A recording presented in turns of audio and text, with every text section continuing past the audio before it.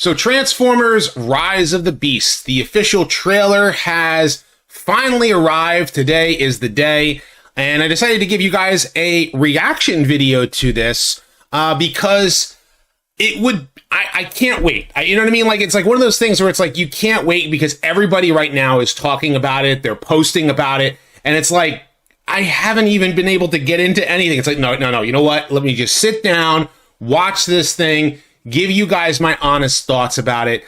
You already know how I've said my piece about a lot of certain things, about some of the Transformers, and I'm still in a way hoping that this movie is good. And, you know, it's one of those things where it's like, I know, and I've like I said, I've said this before, I know I'm never going to get the Transformers movie that I really wanted to see, but we'll see where they go with it. And I'm really, really curious. So let's actually get into it. But now, before I do want to talk about today's sponsor, and that is the chair that I'm sitting in here, a brand new gaming chair from eWin Racing. This video sponsor, you can actually see the chair fully assembled here. I recently, my chair was starting to get frayed. It was starting to get like cut up and everything.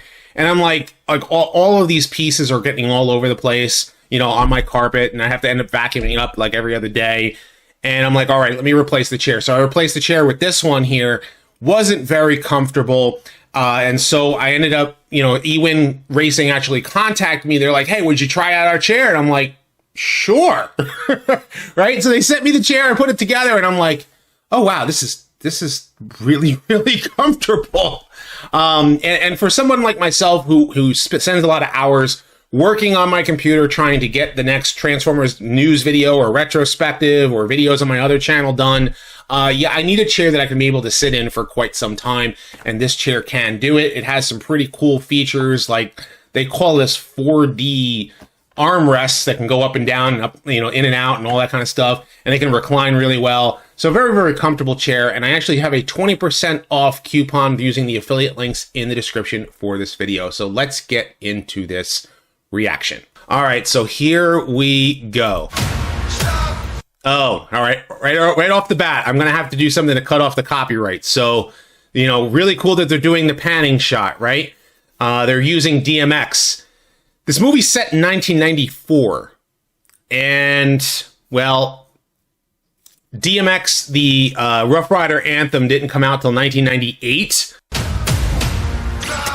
Okay, cool. Still the same Bumblebee from the Bumblebee movie. Got to cut off from the music. Like, that's the whole point here. For centuries, our kind has stayed hidden on Earth. Okay, so that makes sense. But darkness has found us again. Wow, cool. Natural skyline. This is exactly what I was talking about before. Prime. This is about the fate of all living things. Interesting. Unicron is coming. Uh-oh. Whoa. Wow. I got something I got to talk about that in a moment. That's what I mean. 1994. Can't quite make the DMX song in the 90s. If the song came out in 1998. Rest in peace, DMX.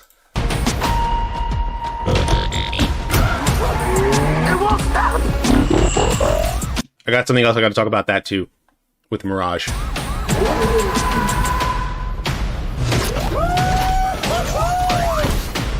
Back up! Oh, I thought we were boys. You want it?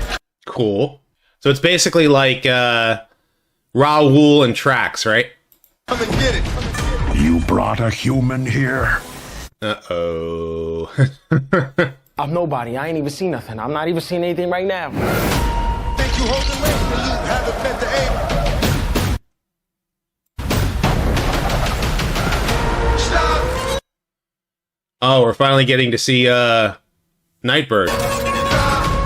This is not our war. I really hate that mouth on Optimus. Really, really do. So where we get? We got Scourge there. We got Battletrap and Nightbird in the water. Optimus. Cheetor. from We Mirage. must trust each other to protect the whole. We all Oh, I really don't like this Wheeljack. share. How big Check that out. can this guy be? He eats planets. Whoa. So, like, way bigger than a planet. So there's stratosphere that Bumblebee is jumping out of.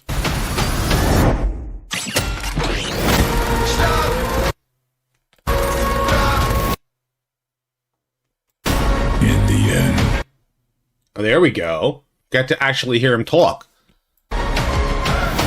everything you cared for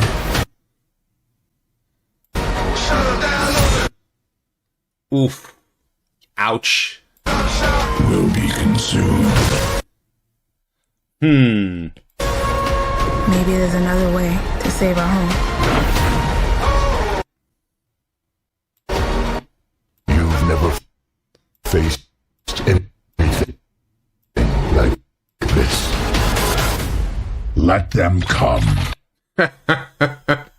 There's the line that everybody wants to hear and keep on saying that one, right? Don't like the mouth. Keep the faceplate up, please.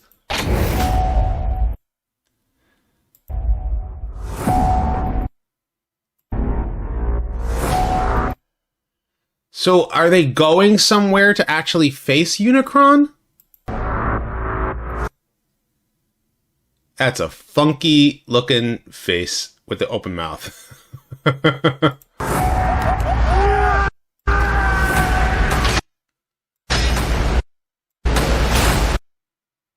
Oh, check that out. There's a scorpion there. Another scorpion. So, let me guess. They're doing Predacons, but they're all just going to be foot soldiers for the Terracons. That's my best guess. That's pretty cool.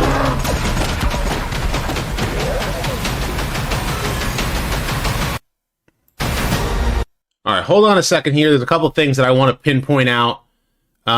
We know about that they were hidden on Earth, right? The Transformers come, and we have this very, they introduce Unicron. Is coming. So there he is. There's Unicron. Obviously, he's coming to Earth. Now, remember my last video when I talked about this, is that they said that, this is set in the Bayverse. Well, if it's set in the Bayverse, Earth is Unicron. That was the whole thing there, right? So, knowing that is exactly how, Unicron is, in the Bayverse, this can't be set in the Bayverse unless the last night is completely erased from continuity, or unless Unicron is from an alternate timeline that he ate the Earth of the Bayverse and then came into our universe. Because remember, if you follow the Unicron singularity of the Marvel comics, Unicron can go from universe to universe after he's consumed the entirety of that universe. So will they go with it here? Not really sure. But, take a step back here and think about it. That's the only way that I can honestly, reconcile the idea, Lorenzo's idea, that it's set in the Bayverse. But Stephen Cable Jr. said it's a reboot. So what is it? That's the thing that doesn't make any sense.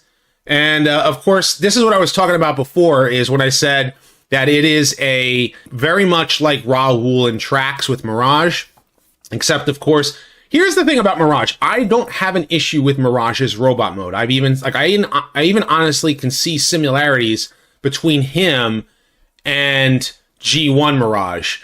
And then, of course, he has the Marvel Comics power where he can kind of create duplicates of himself in order for, you to trick you.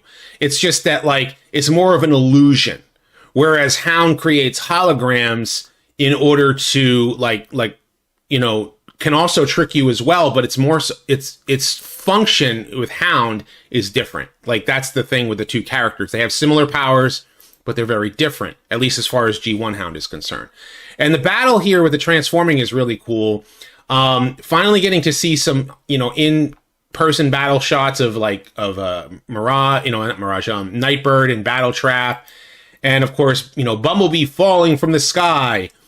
I like this Mirage. I really do. Like I said before, it does remind me of Generation 1 Mirage to a degree. Like, if you look at like this chest thing here, it does have that same thing that Mirage has, from Generation 1. So, and his helmet being blue, and like even the shape of his helmet, even though like they basically stylized him in a way. The bot that I have, and also, where is it? Here it is. Scourge, which again, I know a lot of you guys, complain about how I say the word Scourge is just because, maybe it's a New Yorker thing or whatever. Just, I've always said it that way. Different people say it different ways. I'm not even gonna get into that. Just kind of like, what have you. But where is it here? From Wheeljack is the one that a lot of people like myself have made a lot of complaints about. So take a look at Wheeljack here. Like, the ears do pop out. And I can kind of take a step back and say, oh, all right, maybe it is kind of like, Wheeljack. I still don't like this. Like, he needs to always have that faceplate up. He should have had the glowing ears. I'm perfectly fine with the robot itself. And I'm even more fine with it if you named him something else, like name him Fix-It, name him Gizmo, name him something else, or Perceptor is what some people have suggested to me. And, so in motion, he looks fine as a robot. And you say, it's not the end of the world. It's not the end of the world. And it's like, guys, you don't understand. Like, we had something really nice out of Wheeljack in the previous movie. And I wanted to see that character brought to screen. And it looks like also there's some green screen clipping there. Like, this is a clipping issue in the animation, because you can actually see some green right there. And I don't necessarily know if that is on purpose, but, but just looking at him in motion, he doesn't have a faceplate. There is no faceplate. And I think they even show him later on in the trailer during the battle. So here you have Optimus Primal facing off against a bunch of scorpions. So I'm guessing that the Predacons are just, like I said, they're foot soldiers for the Terracons. And Unicron is going to consume everything. Right over here is where you could see Wheeljack in battle. And yeah, it looks like here, if you look at it close enough, there's like the wings are not sticking out. So they only come out like for him to like flare up for battle, but then they go away? They're not there. So where are they? They're not there at all. RC looks great. I have no issue at all with this version of RC. She looks awesome. She looks like RC. I like the motorcycle mode. I like the fact that, yes, she's going to be doing some mass shifting. There's no way to turn into a motorcycle and actually be a transformer that size and not be doing some mass shifting. I'm perfectly fine with that. I love her design, in fact. In fact, she is probably my favorite of all of the Transformers in this movie completely. And, while she's standing right next to a Wheeljack, whom I don't care for. And I've said my piece about that. But the idea of Unicron, of course, the weird mouth thing here, that's a little strange. And she has the visor. I really wish the Studio Series, actually funny is I actually have RC right here. I wish the Studio Series 86 figure actually retooled the head so that it had the visor that came down like from the 86 movie. But, I digress. The movie itself, looks like it's going to be a lot of fun. I don't think this is going to be a terrible Transformers movie. You know what I mean? If this is erasing the Bayverse, which I honestly really hope that is what they're going to do, then I'm all for it. I would even be more, I honestly think that, this is definitely going to be one where you want to see it in the theater. You're going to have things that you absolutely hate. I know some people are going to still be out.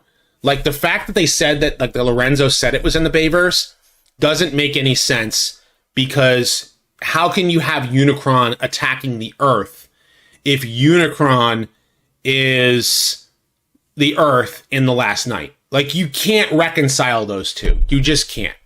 So I'm tearing apart this trailer really because we're looking at it from the perspective of all the things that are going on. The biggest thing, of course, we know that Optimus Prime, you know, he's going to have this apprehension to humans at the beginning of the movie, and he's supposed to accept humans by the end of it and get to the idea that he's willing to protect the Earth. So I don't know why that is. Now, I do want to talk about the Beast Wars characters. The Beast Wars characters in motion look great.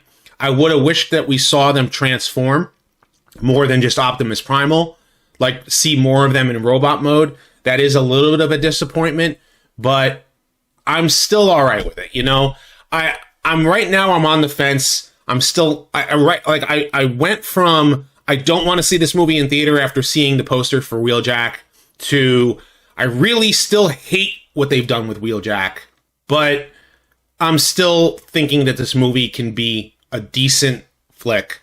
I don't know. I'm still on the fence about it. I'm not as super hyped as I should be for a Transformers movie, and my cautionary sensors are coming in because I don't want to return to Michael Bay's Transformers universe. I just don't want to see another Michael Bay Transformers movie. So that's where I'm at. And it's like, so I'm like, I have this like apprehension towards that. Bumblebee was like that nice olive branch. And this is kind of like, we're kind of going back into the Bayhem.